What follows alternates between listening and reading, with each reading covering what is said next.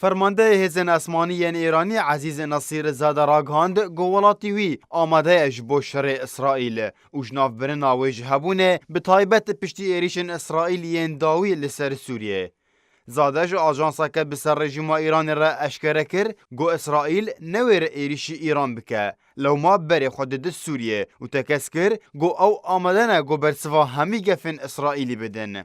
نصیر زاده هروها سربار کرو گود گو ایران آماده اش بو شرکی مزن به اسرائیل را و اشکره کر گو چکدارن وان آماده نه جبو روژا گو اسرائیل ویران بکن. آخافتنن برپرس ایرانی تن پشتی گو بالافرن اسرائیلی هجماره که ایریش لسر سوریه پیک آنین گود انجام ده 4 لشکرین رژیم سوریه هاتن کشتن و 6 چکدارن دنجی بریندار بون لگوری راگهاندن رژیم سوریه. ایرو دسته سبهی اجانسا سپوتنیک یا روسی جه راگهانده بو گو هجماره که مازنش توپان به سر شما پایدختا سوریه کتن گلگوری چاودیران آرمانجا اسرائیل بالافرخانه مزه یا لشکری بو.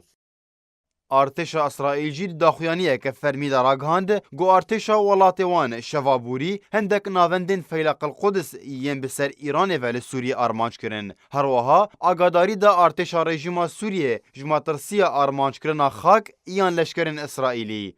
رژیم سوریه جیج آلیه خواه راگهاند گوان ره گریل توپن اسرائیلی کرن گو بهتری 28 توپن اسرائیلی تک برن بریا گو بگهن آرمانجن خواه.